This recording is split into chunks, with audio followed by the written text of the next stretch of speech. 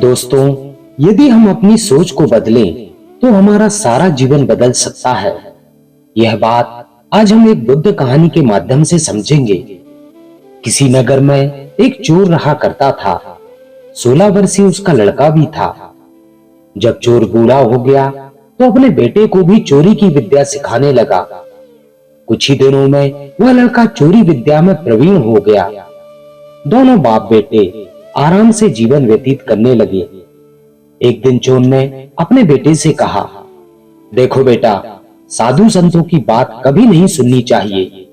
अगर कहीं कोई महात्मा उपदेश दे रहा हो तो अपने कानों में उंगली डालकर वहां से भाग जाना, समझे कि नहीं? लड़के ने कहा, हाँ पिताजी, मैं समझ गया।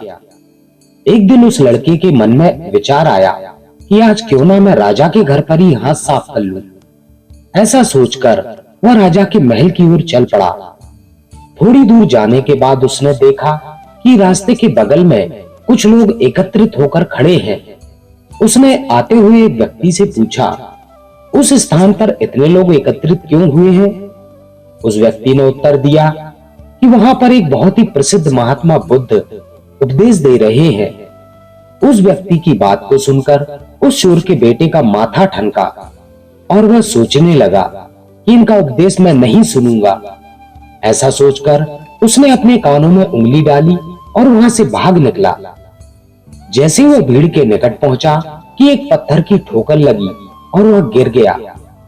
उस समय महात्मा बुद्ध कह रहे थे कि कभी झूठ नहीं बोलना चाहिए। जिसका नमक खाए उसका कभी भी बुरा नहीं सोचना चाहिए। ऐसा करने वालों को भगवान सदा दुखी बनाए रखते हैं। यह दो बात उसके कानों में पड़ गई। वह झटपट उठा और कान बंद कर राजा के महल की ओर चल दिया।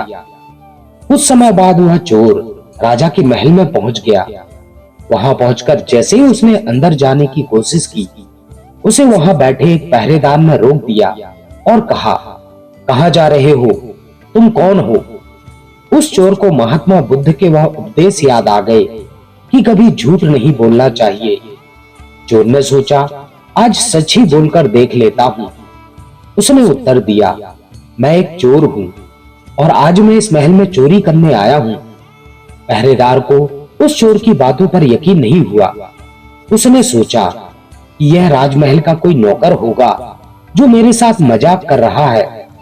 पहरेदार ने उसकी बातों को अनसुना कर दिया और कहा कि ठीक है, तुम अंदर जा सकते हो। वह चोर सच बोलकर महल के अंदर प्रवेश कर गया।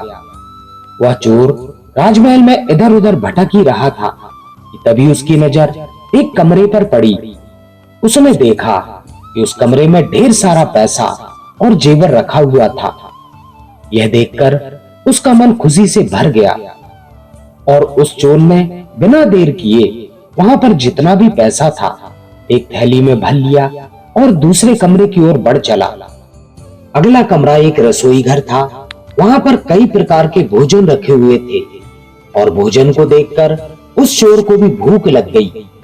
वह चोर वहीं पर बैठकर भोजन करने लगा। भोजन करने के बाद वह थैला उठाकर चलने ही लगा था कि तभी उस चोर को महात्मा गौतम बुद्ध का अगला उपदेश याद आया कि जिसका नमक खाओ उसका बुरा कभी मत सोचो। वह चोर अपने मन में ही सोच विचार करने लगा कि मैंने इस राजमहल का खाना खाया है, उसमें भी नमक था, इसलिए मैं इस राजमहल का बुरा नहीं सोच सकता। इतना सोचकर उसने वह थैली वहीं पर रख दी और वापस वहां से चल पड़ा। जैसे वो महल से बाहर आने लगा, फिर उसे वही पहरेदार मिला और उस पहरेदार ने उस चोर से पूछा, क्या हुआ, चोरी क्यों नहीं की?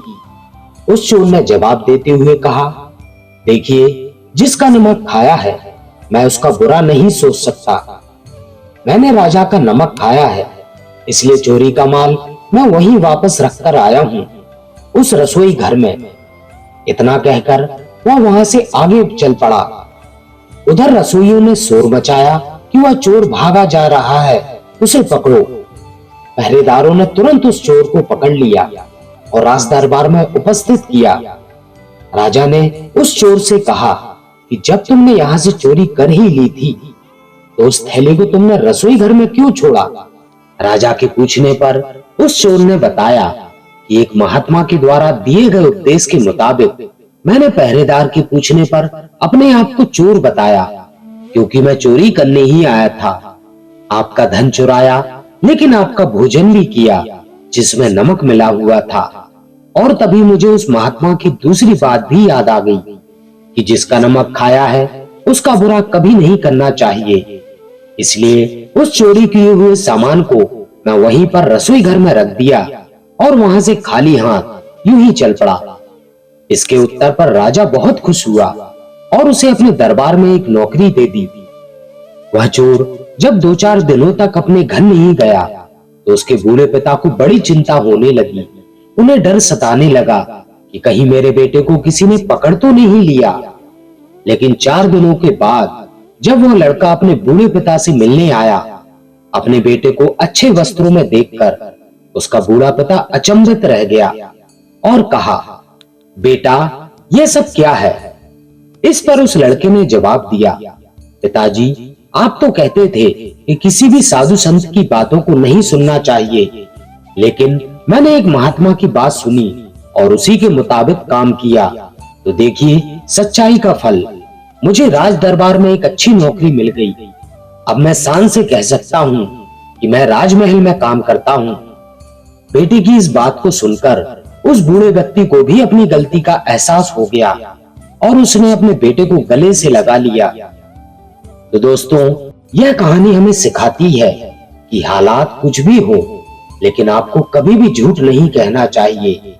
जब आप एक झूठ बोलते हो तो उस झूठ को छिपाने के लिए आपको और भी झूठों का सहारा लेना पड़ता है और धीरे धीरे वह एक झूठ पहाड़ का रूप ले लेता है, जिससे आपको आगे चलकर और भी तकलीफों का सामना करना पड़ता है और आपका जीवन यूं ही कष्टों में व्यतीत होने लगता है।